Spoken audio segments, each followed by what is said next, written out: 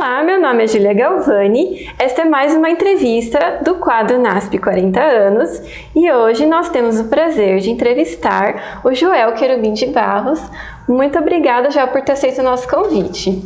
Joel, eu gostaria de começar perguntando um pouquinho sobre as suas origens. Então, onde e quando você nasceu? Quem foram seus pais? Sim.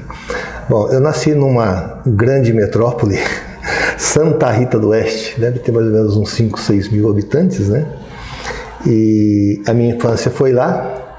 Depois eu me mudei para Hortolândia, né? Em Hortolândia eu fui batizado aos 20 anos de idade, né? E quem fez o batismo foi o pastor Derli Gorski. E aí eu estive um pequeno período na faculdade de teologia, mas houveram alguns problemas de ordem pessoal, eu tive que deixar. E aí eu fui convidado para trabalhar aqui no novo IAE. Que legal! Então, voltando um pouquinho ali, qual o nome dos seus pais? Eles já eram adventistas ou você conheceu a mensagem como?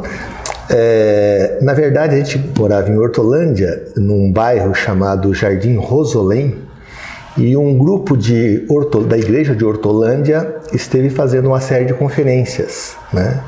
E nessa série de conferências, os meus pais aceitaram a Cristo, né? Só que eu estudava e tinha problema de sexta-feira e tal. Só depois de um certo período é que eu acabei vindo para a igreja. Certo. E como que foi o convite para trabalhar no NASP?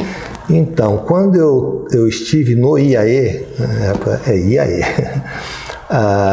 um dos coordenadores lá que me conhecia e sabia que eu havia trabalhado na parte de compras e na parte de suprimentos, e aqui estava no início, eles precisavam de alguém, ele me fez o convite. Eu comecei a trabalhar aqui em maio de 1984. Certo, então foi bem aqui no comecinho, né, do NASP, quando o senhor chegou aqui, onde o senhor foi morar, como que era o campus aqui, era muito diferente? Bem, era totalmente diferente, né? Aqui nós tínhamos laranja e mais nada, né? Haviam algumas residências que já existiam com a fazenda quando o colégio adquiriu, né? E eu comecei a trabalhar e a minha primeira residência foi na casa sede. Certo. Ali na casa sede a gente tinha refeição, né? E tínhamos os quartos para os funcionários solteiros.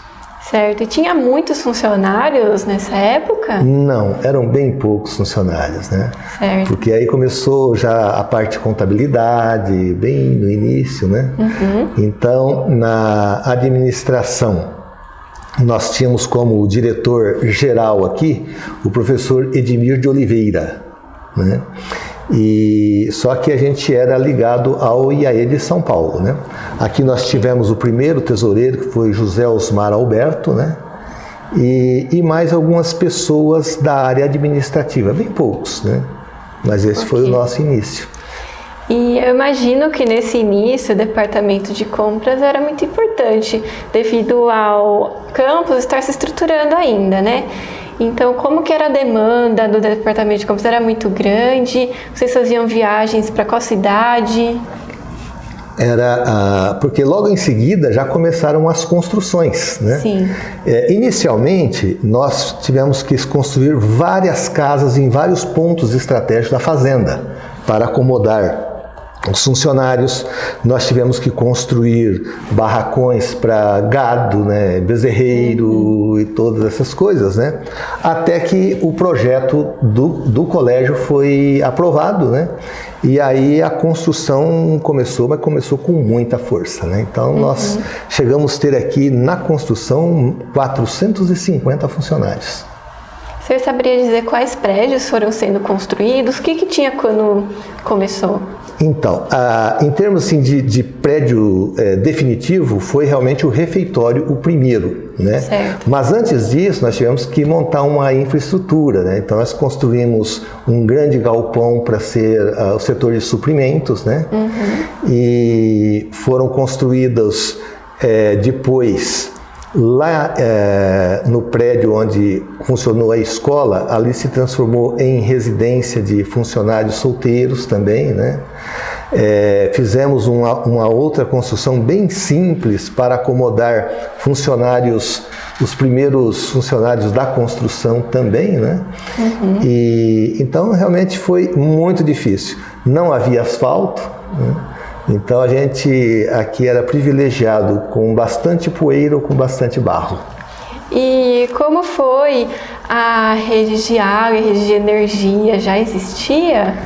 Existia a rede de energia aqui, mas aí foi feito todo um projeto, né?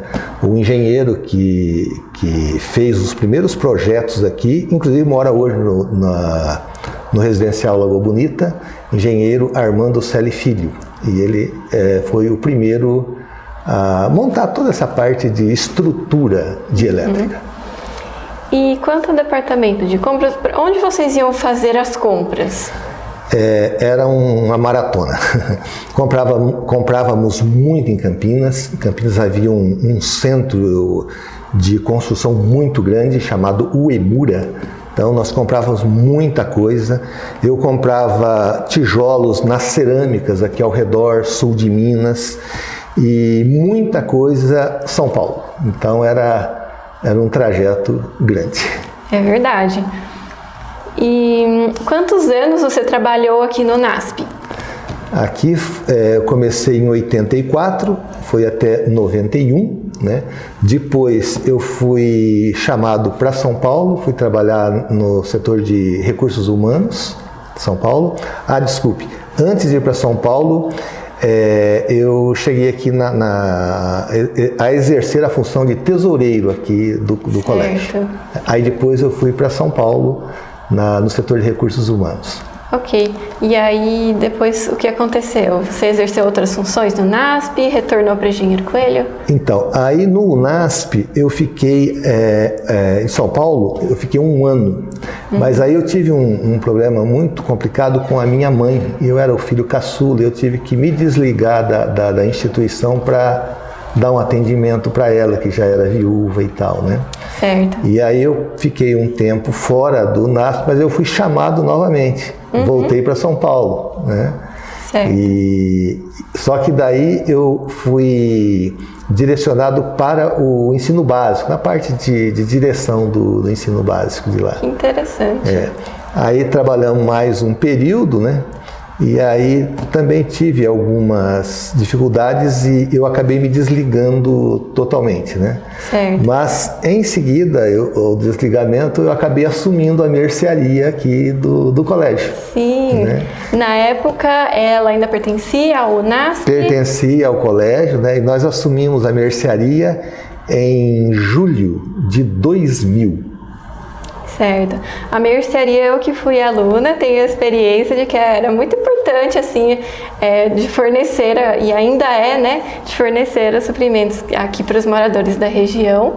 E quanto tempo você ficou ali na mercearia, que era depois da portaria, e quando foi a mudança dela? Ali nós ficamos 16 anos.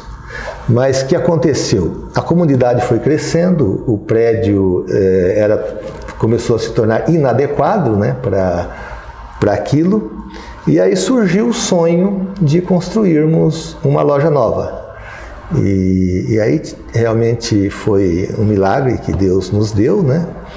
E hoje a mercearia, ela exerce uma função social muito forte, né?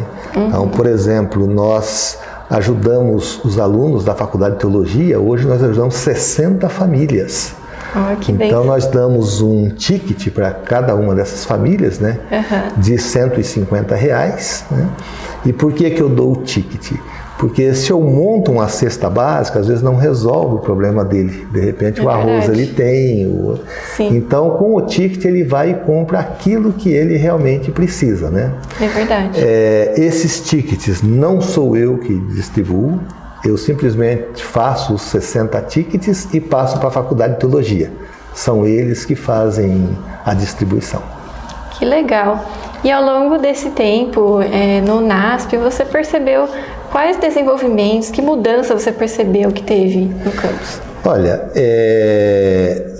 as mudanças foram muito grandes, né? Desde quando chegamos aqui, né, que realmente não tinha nada. Tudo isso aqui foi construído ao longo desse período, né? Então eu tive o privilégio de acompanhar todo esse desenvolvimento, né? E realmente para mim foi um grande privilégio ter participado, né, das origens aqui do... hoje não se fala, mas na época chamava-se Novo Iaiê. Certo. E qual o diferencial que o senhor enxerga do NASP em relação a outras instituições? Veja, o que mais chama a atenção aqui é a questão realmente de ser uma educação não só acadêmica. Aqui visa também a formação do caráter das pessoas, né? Então, a instituição se preocupa com essa formação integral de acadêmico, a parte de personalidade, né? Caráter, né? E também a parte religiosa. Então, aqui é uma referência. É verdade. E aqui no NASP, o senhor também constituiu família, com o nome da sua esposa, dos seus filhos? Eu cheguei em maio de 1984. Aí eu fiquei conhecendo a primeira professora aqui, Sim. a Raquel Modro. Daí nós nos casamos em janeiro de 1985. Vocês se casaram aqui no campus? Aqui, o nosso foi o primeiro casamento aqui da instituição. E era uma igreja muito grande, a Capelinha, foi ali que nós nos casamos. Legal. E qual o nome dos seus filhos? Eles também cresceram no NASP? Sim, nós temos 2 filhos, 2 garotos, né? O Fábio é o primogênito e o Fernando. Os 2 foram para a área de agronomia. O Fábio formou-se na USP e o Fernando na Unesp.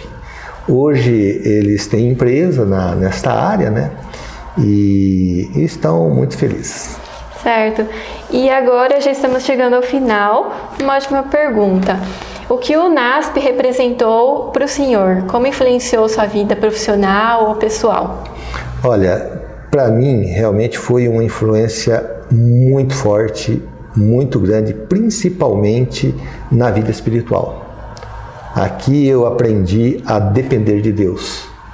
E graças a Deus, né, hoje temos uma família constituída, graças a Deus, uma família muito bem estruturada. Já temos uma netinha, que é a Rafinha, né?